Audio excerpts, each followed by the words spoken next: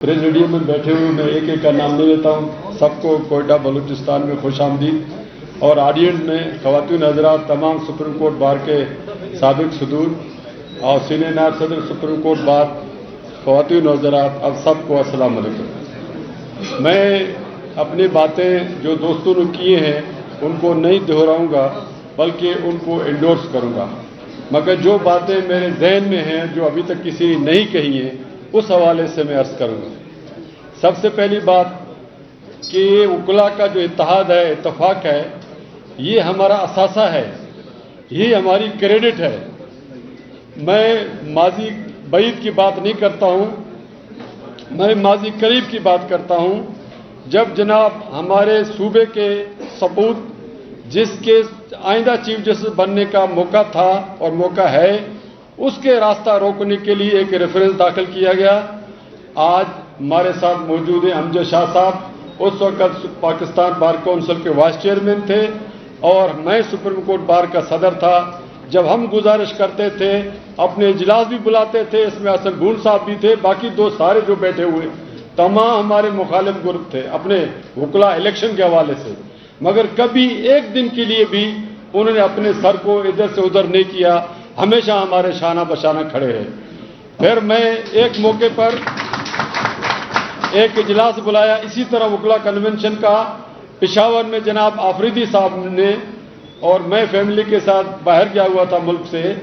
उस दौरान में जो इजलास हुआ, हामिद खान साहब को बुलाया तो वो उस इजलास में गए, जबकि उसके मुकाबले में हमारे अपने एक साथी ने काजी साहब के खिलाफ इजलास बुलाया तो हामिद खान साहब उसमें नहीं गए, क्योंकि बात असूलों की थी। आज भी असूल की बात है। हम जो वकीलों को तकसीम करने की बात कर रहा है, वही इस्टेब्लिशमेंट का एजेंट है, वही अदलिया के एजेंट है। वकील वही हैं जो इकट्ठे खड़े हैं और एक है शाना बचाना खड़े। इसमें न प्रोफेशनल ग्रुप है, न इसमें इंडिपेंडेंट ग्रुप है, न इसमें कोई और किसी ग्रुप का है, न कोई पॉलिटिकल ग्रुप का है। हर एक किसी न किसी पॉलिटिकल पार्टी में था और है, हर एक का हक है। आप मुझे बताएं, कायदे आज़म कौन था? क्या वकील नहीं था? क्या कायदा आज़म मुस्लिमीन का नहीं था?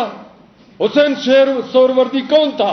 बंगाली था, आखिरी मुत्तहदा पाकिस्तान का वज़ीर आज़म था और वो एक वकील था। जुल्फ़िकार अली भुट्टो कौन था? पीपल्स पार्टी का सदर था। मगर इसके बावजूद उसने जो आपको आइन दिया, आज उस आइन के हम गुनगार हैं। क्या हम किसी की सियासी एफिलेशन को, किसी मौक़िफ़ को और उसके किरदार को इकट्ठा करके उससे नफरत करेंगे? अगर नफरत करेंगे फिर आप बूट चाटने वालों में।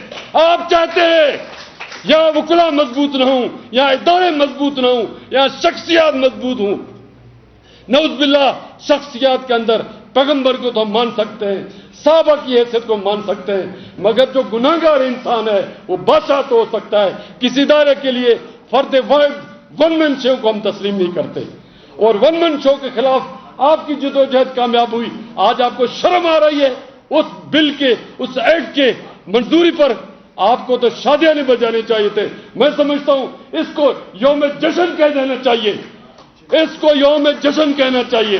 हम जश्न मना रहे हैं 2023 के एक्ट की। आज ये पैगाम है कि हमारे इदारे मजबूत हो रहे हैं। आज मैं जश्न मना रहा हूं पार्लियामेंट के बालादस्ती की। मेरे सामने वो पार्लियामेंट भी है जिसने 2022 में वोट ऑफ नो कॉन्फिडेंस को रोका, जिस वज़ीर आज़म के लिए लिखा हुआ है जब वोट ऑफ नो कॉन्फिडेंस आएगा वो असेंबली डिसॉल्व नहीं कर सकता है। उस आइन शिकन ने आइन शिकनी की और इसके बाद उस सदर ने, डमी सदर ने आधे घंटे के अंदर असेंबली तोड़ी। वो आइन की बात करने वाले, 90 दिन की बात करने वाले उस वक्त तो किधर चले गए? और उस आइन शिकनी का PRD 2022 supreme court 574 para number 12 में जनाब मियां खेल साहब ने कहा कि ये आर्टिकल 6 की खिलाफवर्जी है। मैं आज मुतालबा करता हूं आपके तवज्जुह से, आप छोड़े बाकी बातों को, छोड़े उनके टीना के केस को, छोड़े आप तोशा खाने को। मैं मुतालबा करता हूं आर्टिकल 6 के तहत जनाब आरिफ अलवी, जनाब कासिम सूरी और जनाब इमरान खान को चार्ज किया जाए। और ये सुप्रीम कोर्ट का जजमेंट है, पैरा नंबर 12 में लिखा है, कुछ भी न करें। ये गद्दारी है। जब तक इस गद्दारी का रास्ता नहीं रोकेंगे, ये चीफ जस्टिस भी गद्दारी करेगा, ये जनरल भी गद्दारी करेंगे। और आज मैं आपको बताता हूं मैं ये बातें क्यों कह रहा हूं, मैं क्यों और नई बात नहीं करूंगा। میں کوئی اور نئی بات نہیں کروں گا. تھوڑے مجھے پانی دیں. میں ایک بات کروں گا جس کے گواہ قلب احسن ہے, جس کے گواہ یاسین آزاد ہے, جس کے گواہ اپنا بھون صاحب ہے. آپ کو تاریخ یاد دلاتا ہوں. امجد شاہ صاحب, کامران صاحب تو وہ جو نہیں کرتے, مجھے پتہ, شریف آدمی ہے. میں اس لیے کہہ رہا ہوں کہ میں بات چیزوں میں گواہ ہوں. مجھے یہ ہے 2005 کی بات ہے, میں سینیٹر تھا. مجھ سے رابطہ کیا گیا کہ جناب ایک عمل سپریم کورٹ میں ہو رہا ہے, آپ اس کے راستے میں نام نہیں بتاؤں گا, ویسے بتاؤں گا, پبلکلی نہیں بتاؤں گا, کہ جناب کیا ہو رہا ہے کہ ججوں کا جو عمر ہے 62 سال سے 65 سال کیا جا رہا ہے, اس کو روکیں. آپ اسٹیٹمنٹ دیں. میں نام نہیں بتا رہا ہوں, کیوں, ورنہ پھر ہمارے سب کے راستے رک جائیں گے. اور اس کے بعد آپ کو پتہ ہے مہم چلی, ناظم صدیقی صاحب نے مہم چلائی تھی, اور آخر دم تک اس بات پر کوشش کرتے رہے, مگر میں نے, ڈاکٹر خالد رانجھا صاحب نے, وسیم سجاد صاحب نے, اور بہت سارے لوگوں نے سینیٹ میں بیٹھ کر جہاں جہاں ہم نے میسج دینا تھا بطور وکیل ہم نے میسج دیا, ہم نے اس کا راستہ روکا. الحمدللہ وہ کام نہیں ہوا. 65 سال سے 62 نہیں ہوا. یہ آپ لوگوں کو یاد ہو گئے, موو چلی ہوگی. اب پھر دوسرا موو چلا, اس کے بھی میں اندر سے گواہی دیتا ہوں.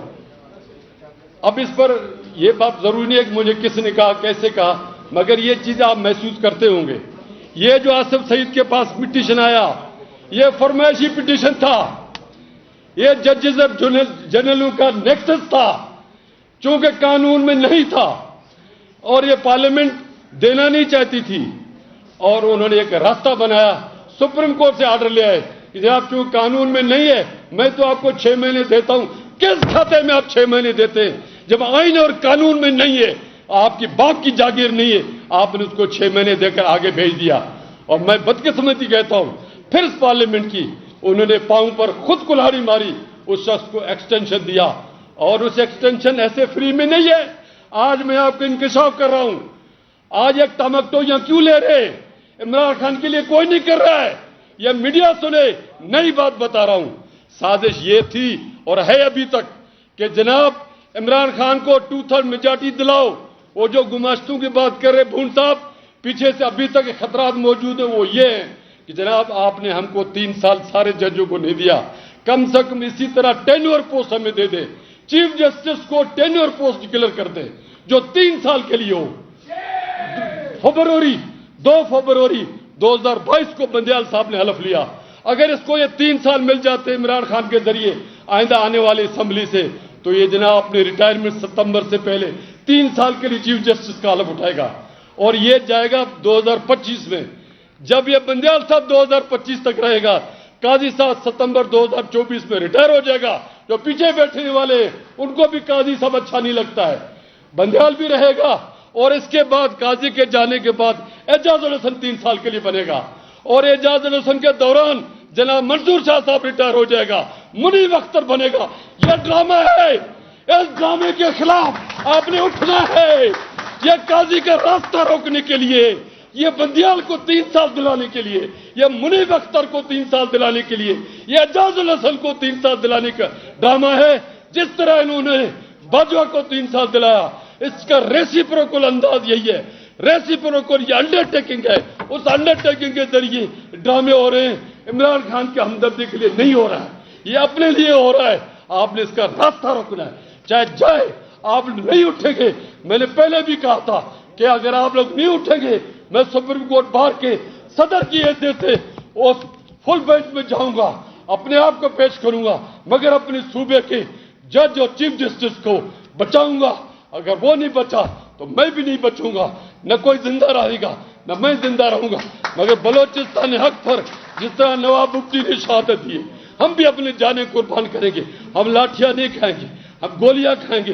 اس وقت بھی یہ کہا تھا, آج بھی کہتے, ہمارا چیف جسٹس قاضی قاضی, ہمارا چیف جسٹس قاضی قاضی قاضی قاضی قاضی.